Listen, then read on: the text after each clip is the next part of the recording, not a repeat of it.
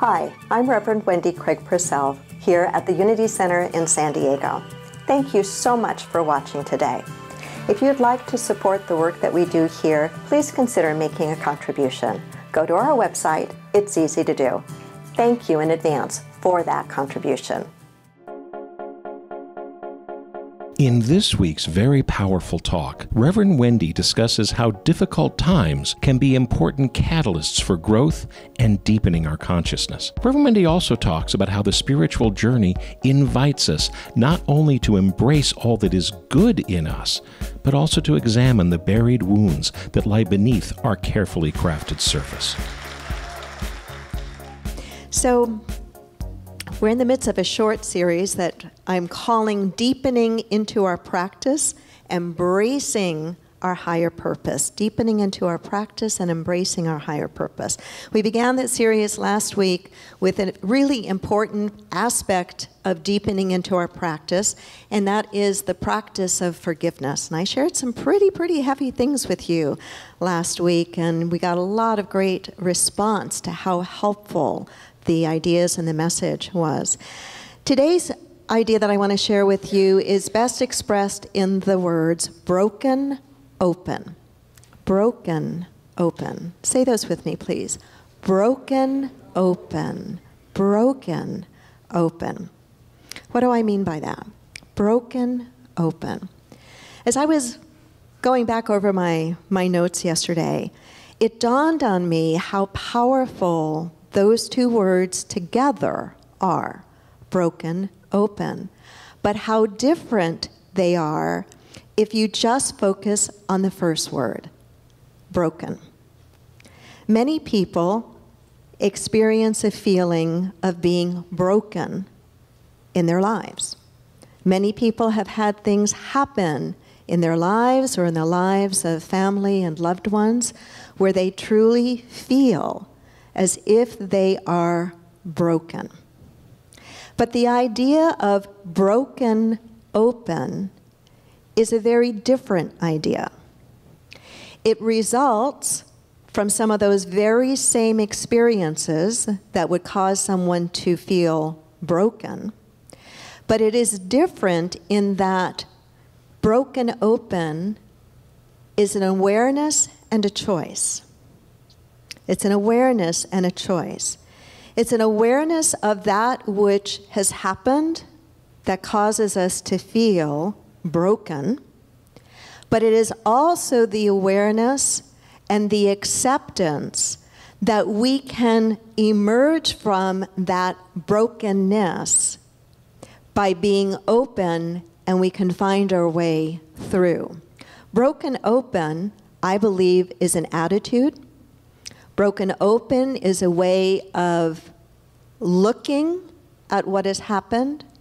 Broken open is a choice, and it's a practice. I want to share with you some ideas that will help in this idea of not being broken, left broken, but being broken open. The first idea is this: difficult times, painful times, challenging situations can help us grow, but more than that, or equal to that, difficult times, painful times, challenging experiences can show us ourselves. Can show us ourselves. Say that part with me. Can show us ourselves. Oftentimes, we don't get to fully realize or appreciate the capacity that we have for love, for kindness, for forgiveness, for understanding, or even for absolute faith and strength until we find ourselves in those very difficult situations where others might just give up and feel completely broken.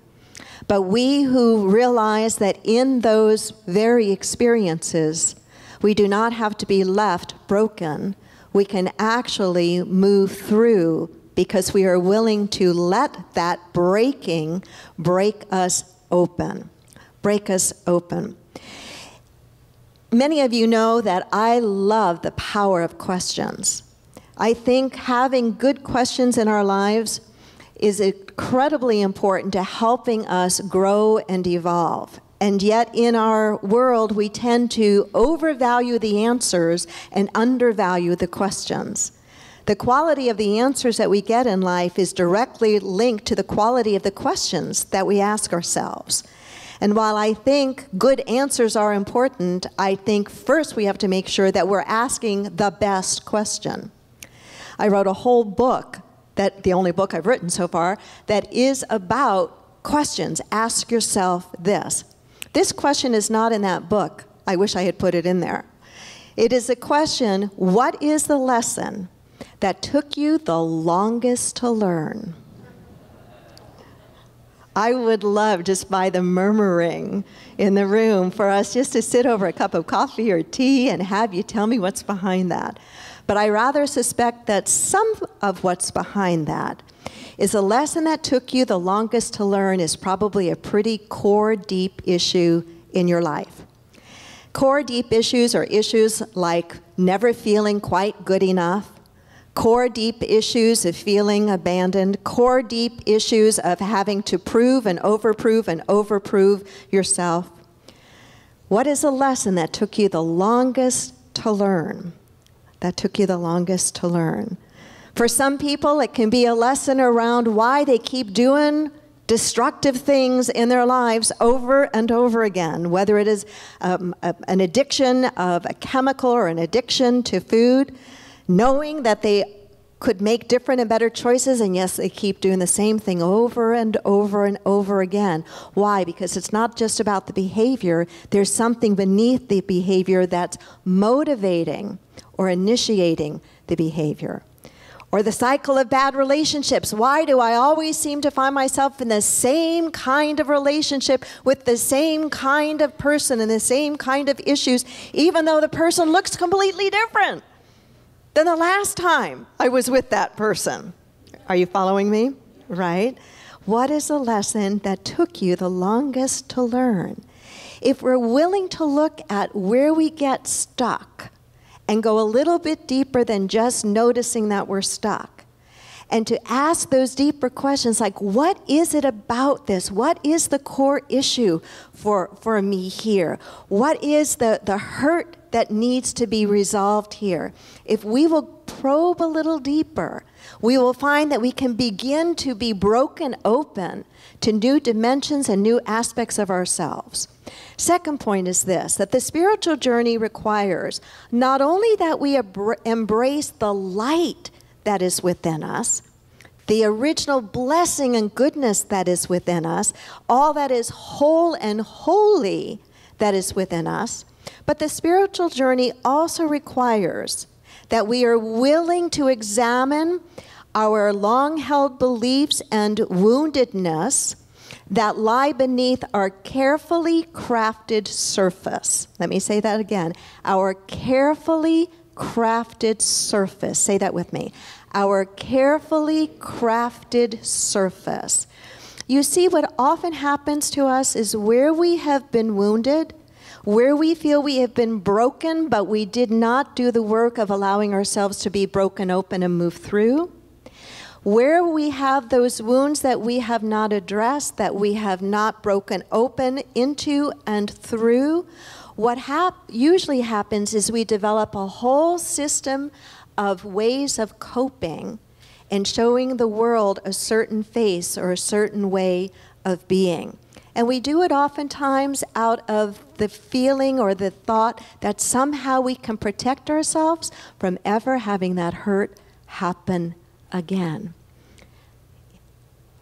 To not be who we really are, to live behind a carefully crafted surface that we show the world, is to allow the real of us, the authentic of us, that in us which is both light and also has been hurt and afraid. It is to keep the real of us from having a chance to really be. And it is to keep everyone in our life that we would like to have close to us at a distance. Because the only way that we ever really experience true connection and true intimacy with another is a true connection and true intimacy with another, one genuine being to another genuine being. Not one carefully crafted surface to another carefully crafted surface. Is that making sense? And so it requires the recognition of that which is light and bright and good and beautiful and holy and sacred in us, and there is that in all of us. But it is also to acknowledge and to do the work where we have been wounded. Let me read a piece to you from Gabrielle Bernstein on this. She writes, sometimes when we wake up to spirituality, the you-know-what hits the fan. Things start to fall apart. In fact, everything seems to fall apart. Those are the moments when we need to get to work.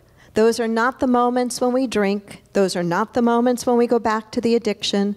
Those are the moments when we get to work. Because those moments are showing up to help you show up. Pay attention to the assignments that are coming to you and show up for them. I found a lot of comfort in that last sentence of hers. Pay attention to the assignments that are coming to you and show up for them. Show up for them. Life is rigged in our favor. It doesn't always look that way, but it is rigged in our favor. The lessons or the assignments that are showing up for you are the gifts that will help you to be broken open and to truly transform into the next more beautiful iteration of yourself. When we really get that, why would we ever push away from them? We wouldn't. We would find a way, even if they are somewhat prickly, we would find a way to work with them.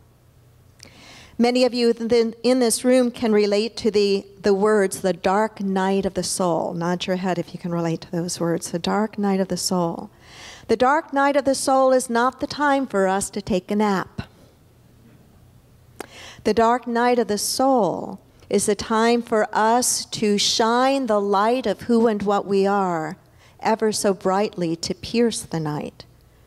And this is work that we are meant to do. Our spiritual work is work that we are meant to do, not just individually, but collectively. But collectively. We are living in times that it is imperative that we each stand as strongly as we possibly can to shine the light of truth and kindness and compassion and inclusion, not inclusion, radical inclusion, everywhere and anywhere we possibly can. We are living in times that people such as you and myself cannot afford to be asleep. We cannot afford to step away and say, I don't want to hear anymore. I don't want to see anymore. I don't want to read anymore. I just want to sit with my pretty little affirmations. It is a time that we must grow up morally, ethically, and spiritually. It is a time that we are being invited in the very midst of all that seems to be, how do I want to say it? It seems to me, not just in our country, but quite a bit around the world right now. It seems to me that we are seeing the darkest side of what humanity is capable of. The darkest, most fearful, the most prejudicial, the most biased, the most violent, the most divisive, the ugliest side of what humanity is capable of. When we experience or find ourselves in times like this in history, you and I have chosen, our souls have chosen to be here at this time. And it means that we have an assignment to do. And part of that assignment is that we refuse to fall asleep, that we absolutely are spiritually progressive, socially responsive, and radically inclusive. It means that we shine the light of what we know to be fair and just and kind every opportunity we have, especially in those places where it seems to be dark. Can I have an amen to that? Amen.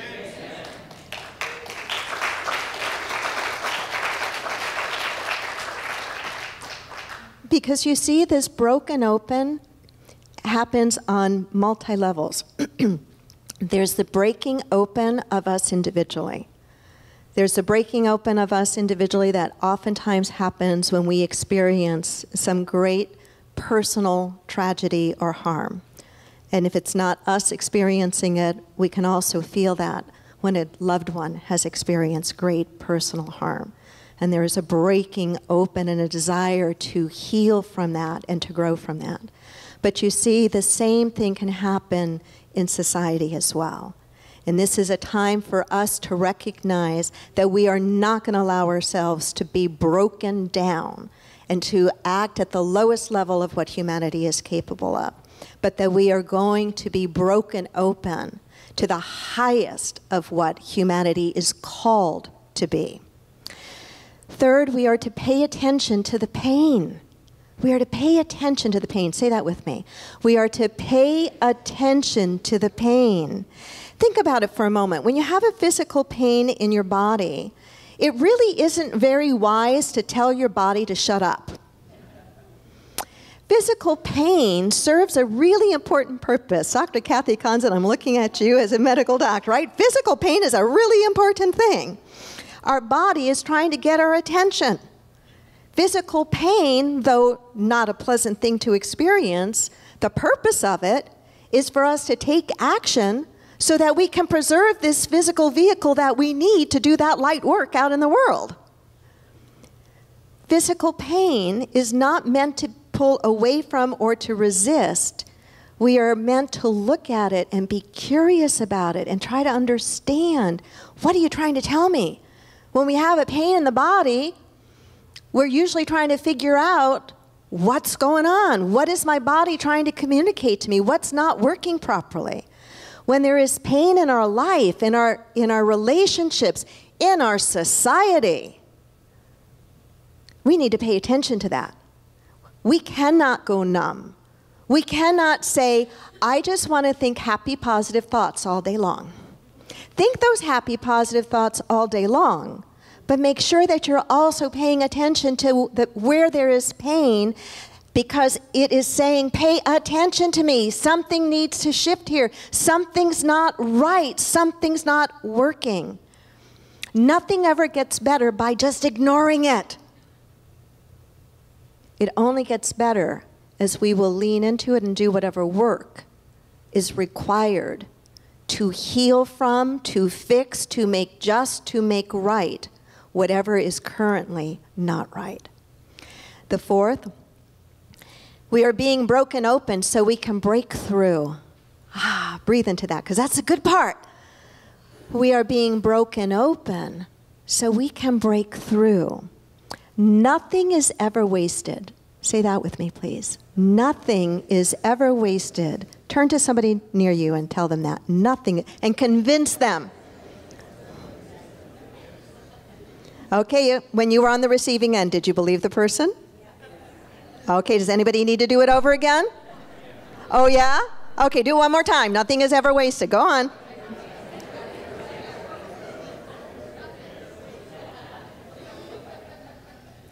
I'm one of those people, and I've been this way as long as I can remember, that seems to be able to connect so many seemingly disparate and different kinds of ideas or different fields of study. And I learned so much from nature. And one of the things that is true about beautiful Mother Nature is that nothing is ever wasted in nature. Everything, nature uses everything. Nature is a perfect recycling system on the planet, right? Nature never wastes anything.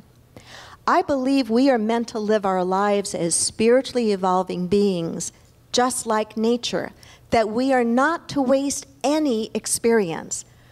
That the experiences that are wonderful and beautiful and celebratory, that we relish those, that we celebrate those, that we give gratitude for them, that they make us want to share every good thing that we possibly can with others.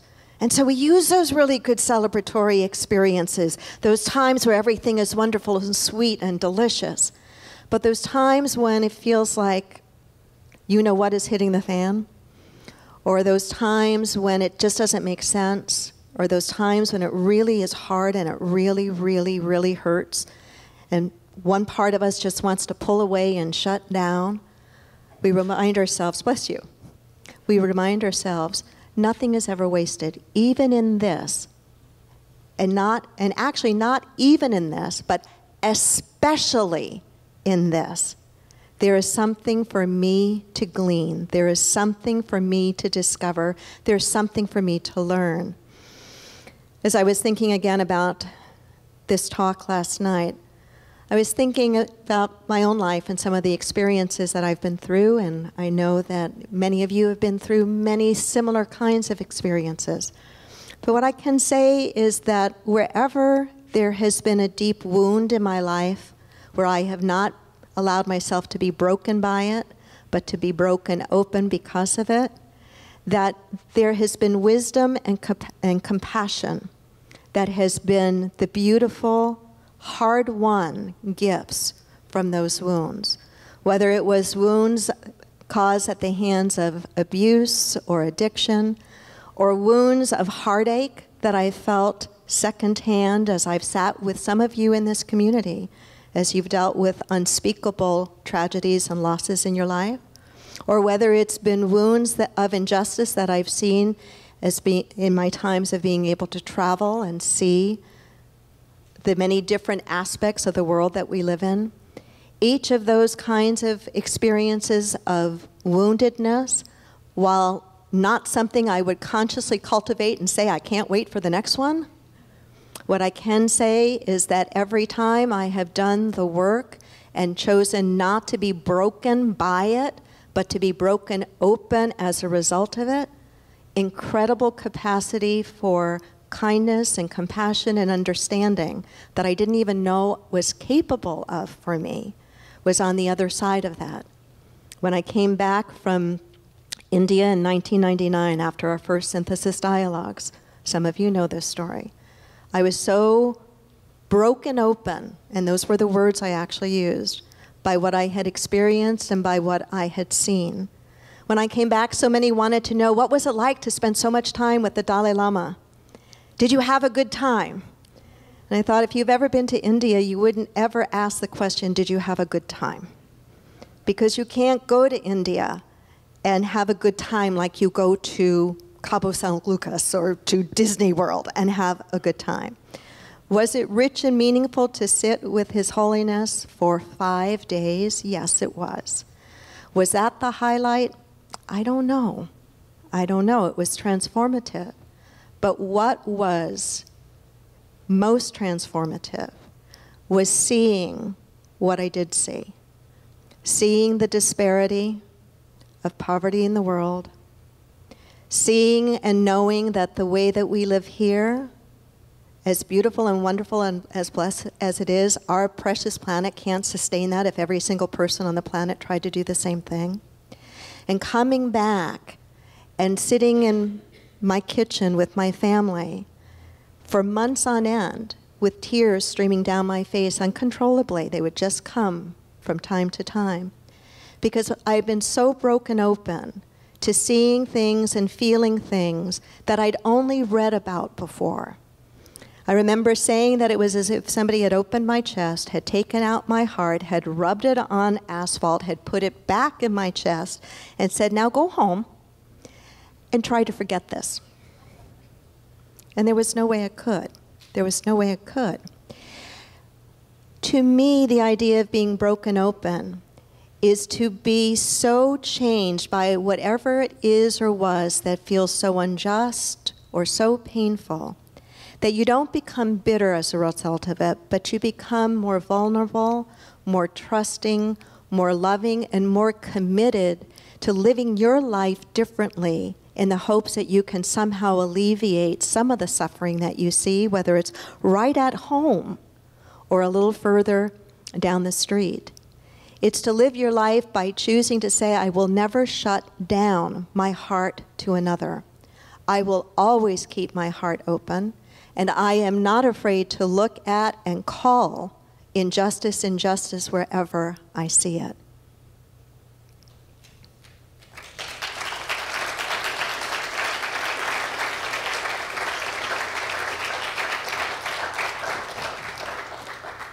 And the last that I would share with you is that when all is failing, whether we're talking about individually or we look out and it looks like all is failing in the world we live in, we need to stop fighting and resisting. We need to start asking different questions. And out of those different questions, then we need to start acting with as much passion and strength and drive and creativity as we possibly can, both individually and collectively. So it's not helpful to ask questions like, why me? I mean, the universe could respond and say, why not you?